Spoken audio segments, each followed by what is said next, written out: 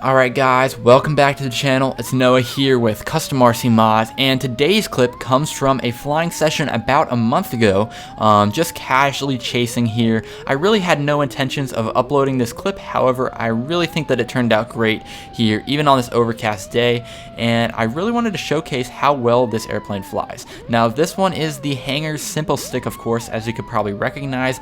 I did do a build video on this plane on my channel when I built it, however this one belongs to my buddy Kafka, and the pilot for today's video is actually his little brother Andrew. So he's still learning to fly, however he's handling this plane very nicely, even though it is a strong intermediate airplane, I'd say. So if you guys are looking to enhance your skills but you're a little intimidated by, you know, the aerobatic tendencies of a stick style airplane, definitely say go ahead, jump in with 2 feet, and you will not be disappointed on this plane. It has a lot of good tendencies that most aerobatic planes simply don't. Anyway, I'm gonna go ahead and leave you with that for now. Relax, go ahead and enjoy the flight here. I'll throw on some music and I'll catch you guys at the end of the video.